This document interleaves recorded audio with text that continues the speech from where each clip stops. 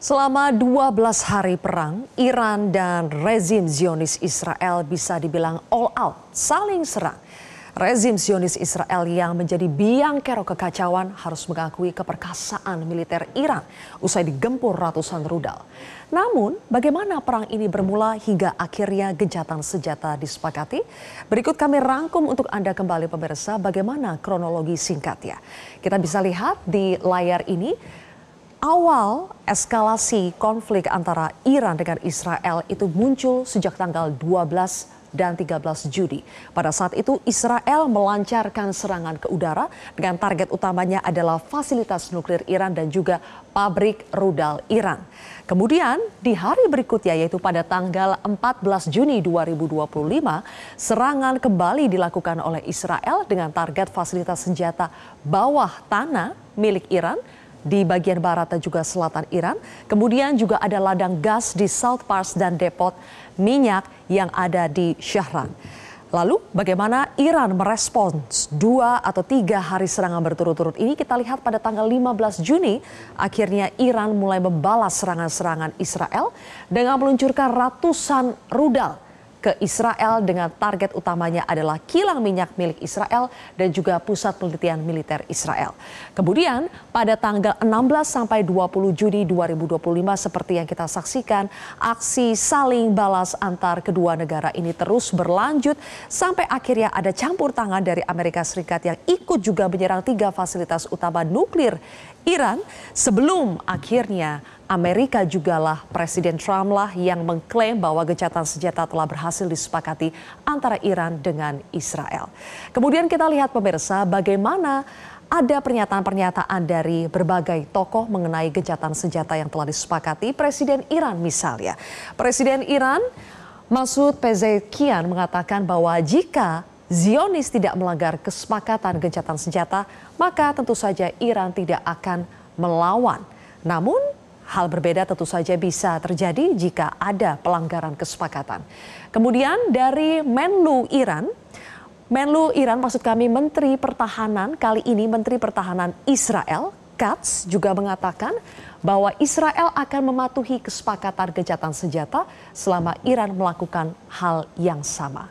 Nah, soal gencatan senjata ini pemirsa, Presiden Donald Trump yakin bahwa Iran dan Israel akan menghentikan segala bentuk serangan.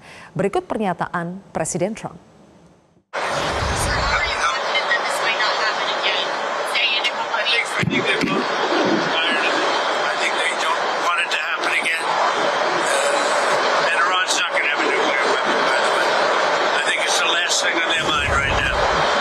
Namun hanya sekitar 4 jam setelah pemberlakuan gencatan senjata, rezim Zionis Israel kembali melancarkan serangan ke Iran dan dibalas lagi oleh Iran.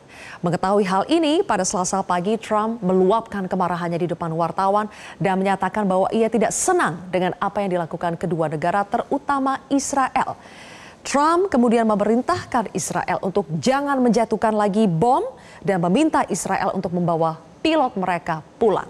Nah, di sela-sela pertemuan NATO di Den Haag, Belanda hari ini, Trump menyatakan bahwa gencatan senjata antara Iran dan Israel kini telah berjalan lancar. Trump juga menyatakan bangga kepada kedua belah pihak. Pemirsa, usai gencatan senjata disepakati, kita bisa melihat warga Iran tumpah ruah turun ke jalan seperti tadi video yang kami putarkan, mereka merayakan klaim kemenangan dari Iran atas keberhasilan mereka membalas serangan-serangan yang dilakukan oleh rezim Zionis Israel sampai akhirnya tercapai gencatan senjata. Sementara itu di sisi sebaliknya yaitu di Beersheba, Israel, kita melihat bahwa warga saat ini masih dipusingkan dengan berbagai kerusakan-kerusakan yang mereka alami, terutama dengan mereka harus memperbaiki rumah-rumah dan juga fasilitas umum karena kota Beersheba ini adalah kota yang digempur oleh rudal Gather milik Iran yang beratnya lebih dari 400 kg dengan daya rusak yang tentunya berat sehingga proses evakuasi pun dilaporkan masih berlangsung hingga saat ini. Nah, pemirsa, sebetulnya apakah kesepakatan gencatan senjata yang telah dilakukan oleh Iran dan juga Israel betul-betul bisa disepakati, mereka bisa komit hingga akhir? Karena kalau kita menilik ke belakang, komitmen gencatan senjata Israel seringkali berubah-ubah. Di konteks genosida Israel ke Gaza misalnya, janji gencatan senjata berulang kali dilanggar. Sekarang, bisakah kita memegang janji Netanyahu untuk mematuhi kesepakatan dengan Iran? Dan untuk membahasnya sudah bergabung bersama kami ada mantan Duta Besar RI untuk Iran, Bapak Dian Wirangjurit, dan juga pengamat hubungan internasional, Bapak Teguh Reza Shah. Selamat malam, Pak Dian, Pak Reza. Selamat malam. Selamat malam pemirsa. Selamat malam. Baik, Pak Dian, apakah gencatan senjata antara Iran dan Israel menurut Anda masih rapuh atau rentan dilanggar? Terima kasih Mbak. Pernyataan gencatan senjata yang katanya sudah diterima ke semua pihak yang bertentangan, rasanya masih terlalu dini untuk dipercaya, mengingat pengalaman yang tadi Mbak sudah singgung sendiri beberapa kali dilanggar oleh Israel atau Amerika. Buat saya pelanggaran-pelanggaran semacam ini tuh semakin mengurangi kredibilitas Israel dan Amerika sendiri. Jadi kalau rakyat Iran misalnya sekarang merayakan, sangat wajar karena mereka lah pihak yang dirugikan dengan serangan pertama dari Israel maupun dari Amerika Serikat. Nah, yang menjadi menarik adalah pernyataan dari yang katanya wartawan senior CNN kalau tidak salah, kalau benar, Farid Zakaria menyatakan bahwa gencatan senjata ini menunjukkan kemenangan Amerika dan Israel. Foto-foto menunjukkan kebalikannya. Saya menyayangkan kalau benar ada pernyataan Farid Zakaria bahwa Israel dan Amerika lah yang memenangi perang sebelum gencatan senjata ini. Karena maaf, Farid Zakaria itu sendiri rasanya sudah kehilangan kredibilitas karena dia pernah melakukan plagiarisme. Kalau tidak salah ya. Jadi buat saya begini, gencatan senjata ini sudah diantisipasi oleh Iran. Mungkin sebagai bagian dari cara mereka, cara Amerika dan Israel sendiri untuk membuat Iran terlena seperti yang sebelumnya. Tapi kali ini saya yakin sudah siap, apalagi kalau mulai diberitakan Iran sudah mengantisipasi hal ini dengan rencananya keluar dari traktat NPT misalnya.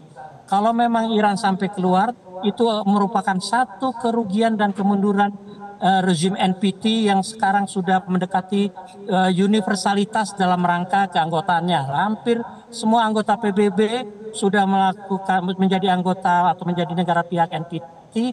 Hanya tinggal negara-negara seperti Israel, India, Pakistan, dan Korea Utara. Buat saya, kalau saja Israel masih nekat berada di luar rezim NPT dan menyerang sebuah negara anggota NPT, semakin mengurangi kredibilitas dan mungkin akan membuat negara-negara besar yang ada di belakang Iran saat ini seperti Cina dan Rusia bertindak lebih jauh. Oke. Bagaimana dengan Pak Reza? Anda melihat gencatan senjata yang pertama kali diumumkan oleh Presiden Trump itu sebagai fakta atau sandiwara atau mungkin ada udang di balik batu, ada maksud tersembunyi di balik gencatan senjata ini? Terima kasih. Dalam hemat saya, gencatan senjata ini sudah sungsang dari lahir karena dibuat secara sepihak oleh Donald Trump dan dipaksakan untuk berlaku segera. Karena itu sulit dipraktekkan secara benar dan berkelanjutan. Dan Presiden Donald Trump sendiri kredibilitasnya sudah menyusut di dalam negeri. Antara lain berbeda pendapat dengan pimpinan intelijen, bersengketa dengan Elon Musk, kemudian ini periodenya dekat dengan masa tarif berakhir, kemudian juga menyerang Iran tanpa konsultasi dengan legislatif, dan cenderung melindungi Israel dengan cara menyerang. Dan Donald Trump ini kita ketahui sudah mendapat kritik pedas dari Bernie Sanders di Senat Amerika Serikat. Dan juga sungsang karena pemboman atas instalasi di Fordo ini telah memungkinkan Iran menjalankan pasal 51 dari Piagam PBB yang memperkenankan Iran menyerang balik. Dalam hal ini ditujukan pada wilayah Israel dan pangkalan militer Amerika Serikat di berbagai wilayah di Timur Tengah. Saya pikir Donald Trump sukses mengupayakan kesempatan dalam kesempitan serta menjadikan dirinya sebagai pembawa damai bagi dunia yang diambang Perang Dunia Ketiga. Dan Trump sudah berpikir maju bahwa juga kebijakan ini berpotensi mengedepankan kepentingan nasionalnya jika diserang di PBB, terutama sekali oleh RRC dan Rusia, karena menjalankan gunboat policy atau serang dulu pikir belakangan yang dapat menjadi contoh buruk bagi perdamaian dan keamanan dunia. Jadi sungsang dari perspektif Trump. Juga repot bagi Israel karena gencatan senjata ini terjadi setelah pemboman AS yang justru menaikkan semangat juangnya untuk kelak menghantam Iran. Dalam hal ini gencatan senjata ini sangat menguntungkan Israel karena serangan AS ini sekaligus juga menunjukkan kelemahan pertahanan udara Iran. Karena itu gencatan senjata ini walaupun tidak jelas berapa lamanya nanti memungkinkan Israel mengevaluasi kualitas dan kuantitas serangannya kelak. Konon saat ini Israel sudah menghadapi kekurangan amunisi sehingga dapat mendatangkan koleksi senjata dari Amerika Serikat. Seperti senjata tersebut didatangkan dari AS, digunakan oleh Israel dan dicicil oleh negara-negara Timur Tengah yang lebih takut kepada Iran daripada Israel. Dan bagi Israel, pembangunan Israel Raya itu tidak boleh dihancurkan oleh negara manapun. Jadi ada kemungkinan Israel akan terus menyerang, membatalkan gencatan senjata ini. Bagi Iran, pemaksaan gencatan senjata ini justru merugikan karena Iran sedang tinggi-tingginya semangat juangnya karena berhasil membombardir kota-kota besar dan instalasi strategis di Israel. Persetujuan Iran untuk gencatan senjata itu sendiri tidak bulat karena Iran memiliki pembenaran untuk mempertahankan diri sebagaimana dituliskan dalam pasal 51 Piagam PBB. Iran juga harus menghadapi over-optimisme dari garda revolusi yang bersiap berperang total melawan Israel. Tapi bagaimanapun ini adalah modal setidaknya bagi Iran. Angka 12 hari itu memiliki angka psikologis karena perang ini berakhir pada hari ke-12. Angka 12 itu adalah penting bagi Iran karena senafas dengan ide imam ke-12 yakni Imam Mahdi, selengkapnya bernama Al-Mahdi Al-Muntazar, yakni Muhammad yang terpuji dan membawa petunjuk bagi masyarakat untuk berjuang. Dan di masa lalu angka 12 ini juga melambangkan lamanya Iran menyandera diplomat AS selama 444 hari. Dalam hal ini 4 plus 4 plus 4 berjumlah 12. Jadi bagi Iran bagaimanapun juga ini suatu keadaan yang harus dihargai. Tapi bagaimanapun juga dendam kesumat antara Iran dan Israel itu tetap berjalan karena bagi Israel mimpi sebuah Israel Raya itu selama ini terhalang oleh Iran, dan bagi Iran sekalipun Israel dan Amerika Serikat itu tidak bisa dipercaya. Bagi Iran masyarakatnya selalu mengatakan Israel itu setan kecil dan Amerika Serikat adalah setan besar. Jadi kesepakatan yang dibuat oleh pemerintah dengan Israel dan Iran itu akan merugikan Iran di kemudian hari. Juga Iran masih penasaran karena bagi Iran AS dan Israel harus mendapatkan sanksi karena menyerangnya terlebih dahulu. Jadi Iran saat ini masih menghitung kerugian akibat peledakan instalasi di Fordo, Isfahan dan Natanz yang terbukti bukan merupakan instalasi untuk tujuan perang. Jadi kalau kita perhatikan negara yang berbatasan dengan Iran, berbatasan laut, berbatasan darat, tidak ada klaim bahwa mereka sedang menghadapi radioaktif. Jadi hal ini walaupun gencatan senjata sudah dibuat, Iran tetap menargetkan 8 basis militer Amerika Serikat di Timur Tengah. Kalau begitu, sekarang apa faktor yang bisa membuat Zionis Israel itu benar-benar mematuhi gencatan senjata menurut Pak Dian dulu? Terima kasih Mbak, terima kasih. Faktor yang memungkinkan Israel mentaati gencatan senjata adalah kalau saja Iran benar-benar menyatakan akan keluar dari NPT. Buat saya itu suatu pernyataan yang akan merubah setting geopolitik Timur Tengah. Dengan pernyataan Iran keluar seperti halnya Korea Utara yang sudah menyatakan keluar dari NPT, artinya Iran sendiri akan berhak tidak mematuhi hukum-hukum yang diatur oleh Traktat NPT, ketentuan-ketentuan NPT. Artinya apa? Iran bisa melanjutkan program pengayaan uraniumnya ke tingkat untuk membuat senjata nuklir seperti yang sudah dibuktikan oleh Korea Utara. Nah, kalau ini terjadi, masalah nuklir akan semakin pelik. Tapi saya teringat sebuah analisa dari Kenneth Waltz itu beberapa tahun yang lalu menyatakan mungkin stabilitas Timur Tengah ini bisa terjaga, tidak akan ada saling ancam lagi antara Iran dan Israel atau Israel dan lawan-lawannya.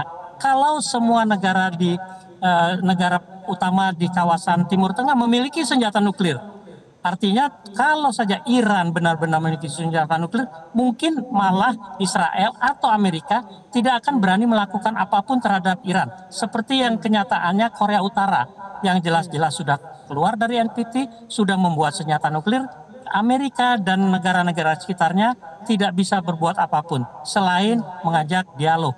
Ujungnya buat saya, kalau memang benar-benar ini terjadi, hanya satu solusinya buat Israel.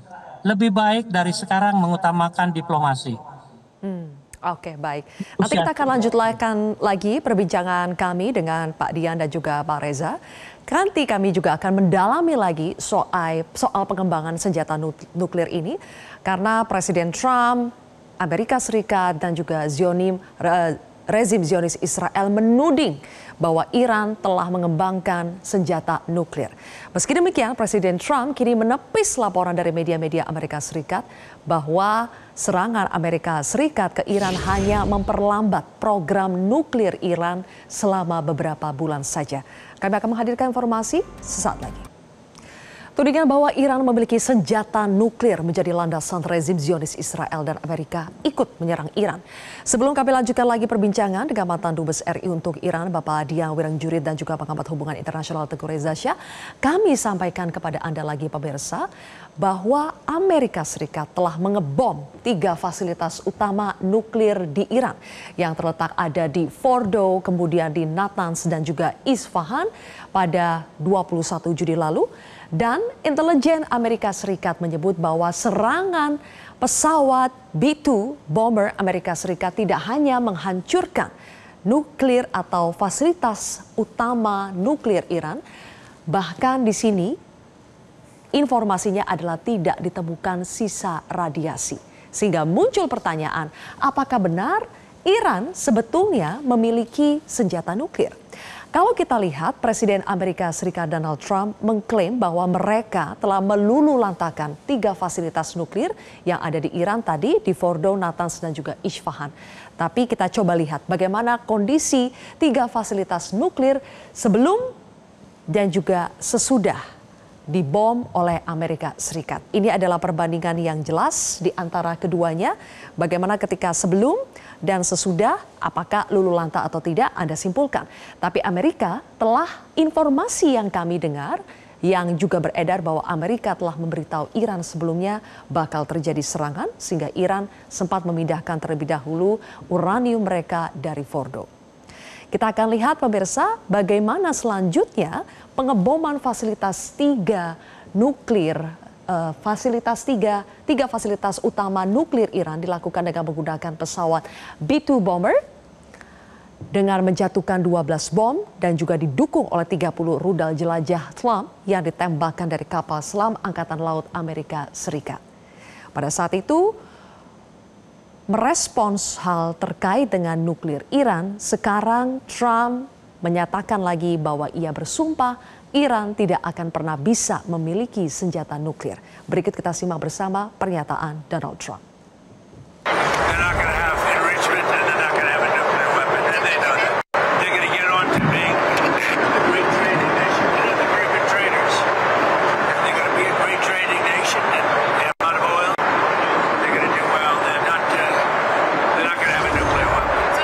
Baik. Kami kembali ke Pak Dian yang bertahun-tahun tinggal di Iran. Menurut Anda tudingan Zionis Israel dan Amerika Serikat bahwa Iran punya senjata nuklir itu valid atau tidak, Pak? Terima kasih. Ada 2 hal yang perlu diperhatikan, Mbak ya. Kalau dikatakan Iran memiliki senjata nuklir, itu harus ada 4 tahapan supaya sebuah negara memiliki senjata nuklir. 1 punya pengayaan uranium, 2 punya kemampuan membuat roketnya, 3 kemampuan membuat warheadnya, dan keempat adalah boosternya. Ada 5 sebenarnya. Yang kelima adalah uji coba pernah dilakukan. Iran sudah memperkaya uranium yang dicurigai, dan tapi belum pernah melakukan uji coba seperti yang dilakukan oleh Korea Utara misalnya. Nah, kalau ini sudah dilakukan, baru bisa dikatakan Iran memiliki senjata nuklir. Kedua yang perlu dijadikan perhatian, apa yang dilakukan oleh Amerika terhadap 3 fasilitas Iran itu disebut sebagai fasilitas utama. Artinya di salah satu fasilitas itu pasti ada program pengayaan uranium yang justru komponen utama dari sebuah senjata nuklir. Kalau itu terjadi, pasti ada radiasi. Kita ambil contoh yang paling gampang. reaktor Jepang Fukushima yang hanya untuk keperluan listrik dan research itu hanya pengayaannya itu di bawah 4%. Tapi sudah menimbulkan radiasi yang luar biasa. Kita ingat lagi reaktor Chernobyl di Ukraina dulu. Itu juga bocor dan menimbulkan reaksi sehingga kota kecil di dekat Ukraina itu dikosongkan hingga saat ini. Artinya apa? Sebuah program pengayaan hanya bisa menimbulkan radiasi kalau memang benar-benar berhasil dibom atau ada kebocoran. Dan itu tidak ada di tempat-tempat yang dikatakan dibom oleh Iran. Terima kasih. Oke, berarti Pak Dian, apakah sebetulnya patut diduga bahwa pengayaan uranium Iran itu memang sudah dipindahkan sebelum dibom oleh Amerika Serikat? Kalau analisanya seperti itu, mungkin saja sudah dipindahkan jauh hari. Kalau dipindahkannya setelah mendekati serangan Israel, saya kira tidak mungkin. Tahun 60 misalnya, kemampuan satelit sudah bisa melihat dari 300 km di atas bumi, orang membaca koran di sebuah lapangan terbuka, itu bisa terbaca judulnya. Kalau memindahkan fasilitas nuklir, pasti mengerahkan transportasi yang besar dan semuanya mengandung metal. Yang itu pasti memudahkan untuk dimonitor oleh satelit-satelit canggih dari Amerika. Ini tidak pernah ada. Baik, oke. Nah, dari situ Pak Reza, kalau misalnya soal pembangunan senjata nuklir Iran itu menjadi basis bagi Israel dan juga Amerika untuk menyerang Iran, menurut Anda apakah itu valid untuk dijadikan basis atau sebetulnya alasan bahwa Iran sedang membangun senjata nuklir itu akal-akalan saja? Tepat sekali, kata kuncinya akal-akalan ya. Karena secara tradisi Israel dan Amerika Serikat itu terbiasa sekali melakukan sesuatu namanya gunboat policy, yakni hajar dulu, musnahkan dulu, nanti pertanggungjawabannya kemudian. Dalam hal ini sudah ada contoh, misalnya Israel pada tahun 1981 itu mengebom fasilitas yang ada di Irak, namanya Osirak, itu dibom habis-habisan. Kemudian Amerika Serikat kemarin juga minggu lalu melakukan pemboman atas tiga instalasi. Jadi bagi Amerika dan Israel itu mereka sangat terbiasa melakukan hal itu. Dan ini yang akan yang akan dikritik oleh negara-negara di dunia karena Donald Trump dan Israel telah membangun tradisi baru dalam penyelesaian krisis, yakni mempraktekkan gunboat policy, yakni bertindak tanpa memikirkan dampaknya di kemudian hari secara mengingkari piagam PBB yang menghendaki penyelesaian krisis secara dialogis dan mengedepankan hukum internasional. Maka kejadian ini akan membuat takut negara-negara lain